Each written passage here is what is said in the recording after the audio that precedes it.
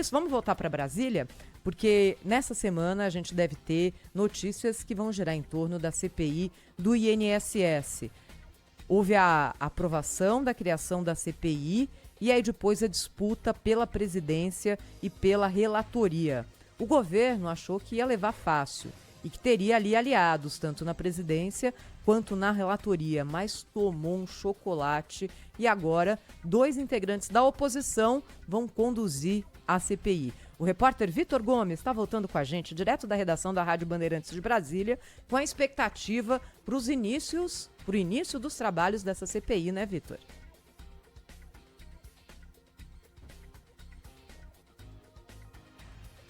Bem, já o Vitor Gomes, direto de Brasília, vai falar com a gente sobre a CPI. E olha, foi feio o que aconteceu em termos de articulação política para o governo federal, porque o nome do relator chegou a ser anunciado formalmente pelo presidente da Câmara dos Deputados. E aquele que seria o presidente, o senador Omar Aziz, também teve um encontro com o presidente Lula. Já estava tudo combinadinho. Faltou só combinar com os adversários e com a oposição. O Vitor Gomes, da Rádio Bandeirantes de Brasília, está aqui conosco para falar sobre CPI do INSS, né, Vitor? Exatamente. Me ouvindo perfeitamente agora, Thaís? 100%, bora! Maravilha. Então, mais uma vez, bom dia para você e a todos os ouvintes da Rádio Bandeirantes. Exatamente como você resumiu aí, viu? Os integrantes da CPI mista do INSS vão se reunir agora na semana que vem, semana que inicia semana que vem, né? Para decidir a lista de quem será chamado para depor no Congresso. O objetivo do grupo de trabalho é investigar descontos irregulares em aposentadorias e pensões. Na lista dos que deverão depor estão o ex-ministro da Previdência, Carlos Lupe, e o ex-presidente do INSS, Alessandro Stefanuto. Segundo a Controladoria Geral da União, os dois souberam dos descontos indevidos em aposentadorias e não fizeram nada para impedir.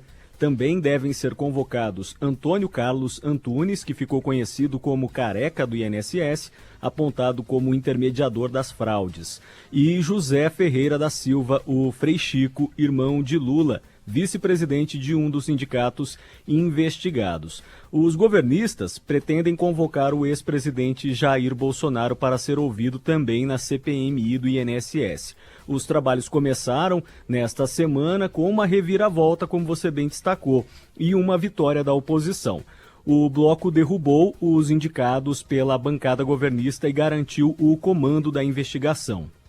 Vale a gente destacar, o senador Carlos Viana, do Podemos, foi eleito para a presidência da comissão com 17 votos contra 14 de Omar Aziz.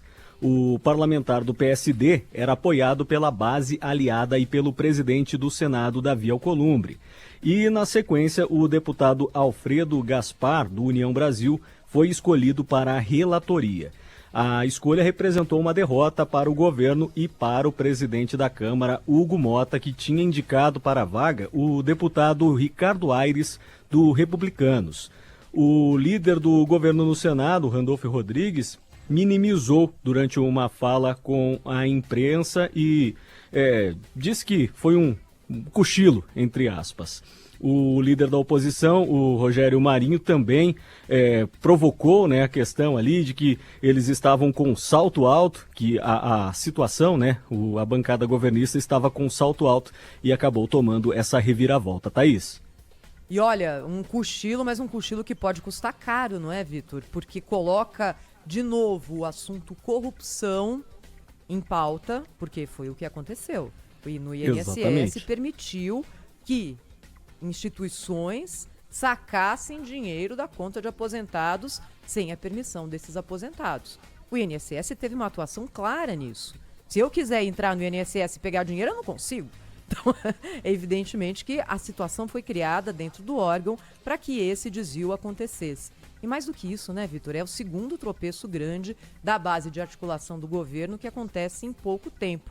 Nós tivemos outros exemplos recentes indicando que, se o governo quiser mesmo ter uma maioria, vai ter que agir de forma diferente. Se a gente lembrar no caso do IOF, da majoração do IOF, que foi derrubada pelo Congresso por quase 400 votos na Câmara e depois restituída pelo Supremo Tribunal Federal. Se a oposição tiver competência e achar ali o caminho certo, vai dar trabalho para o governo com essa CPI, que tem um assunto também de bastante apelo popular, né, Vitor?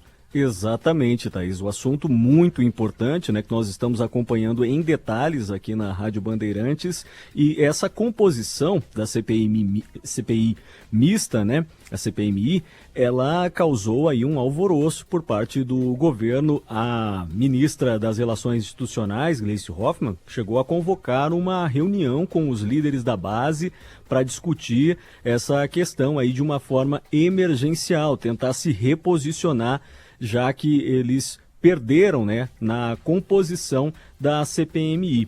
A avaliação dos governistas é de que os governistas, né, assim, ao longo da semana foi debatido isso, a avaliação de que eles entraram, entre aspas, com um salto alto na CPMI e subestimaram a capacidade de organização da oposição, que, como você bem destacou, né, em relação ao IOF, agora em relação ao INSS, a articulação feita aí pela oposição, desbancando a base governista do presidente Lula. É isso aí. Bem, deixa eu agradecer mais uma vez ao repórter Vitor Gomes, falando direto da Rádio Bandeirantes de Brasília. Obrigada, Vitor. Até já, hein? Até. Agora, 8 horas e 55 minutos, e é o seguinte, né? Tem a questão política envolvendo a CPI do INSS, mas tem a questão principal, que é: o país tem o direito de saber o que aconteceu por lá e tem também o direito de ver aqueles que cometeram essa fraude sendo punidos. Porque foram quase 9 milhões de pessoas que sofreram descontos indevidos nas aposentadorias. Pessoal, gente que ganha um salário mínimo, que ali está lutando para conseguir colocar comida na mesa e pagar os remédios. E aí você tem um desconto de 30, 40, 50, 80 por anos. Muita gente não descobriu. O que aconteceu que até agora, 3 milhões mais ou menos, fizeram o pedido para o INSS de devolução do dinheiro, e isso está sendo pago aos pouquinhos com dinheiro do Tesouro Nacional, ou seja, dinheiro meu e seu. Só que os outros, quantos? 5, 6 milhões? Não contestaram. Muita gente nem percebeu que foi tungada. Muita gente morreu. E aí os herdeiros têm uma dificuldade gigante para conseguir primeiro acessar essa informação e depois chegar ao INSS e falar: olha, eu como herdeiro legítimo quero receber esses R$100 de volta. Pode ser R$1, é dinheiro que foi tungado. Então, acima de tudo, existe essa necessidade, até porque até agora ninguém foi punido, ninguém foi preso, ninguém, nada. Tiraram o ministro de lá para colocar ele fora do holofote, colocaram um substituto que é do mesmo partido e a vida seguiu. Enfim, vamos ver se a CPI vai ser usada de fato como instrumento de investigação, como ela deve ser, ou se vai ser só palanque político de um xingando o outro.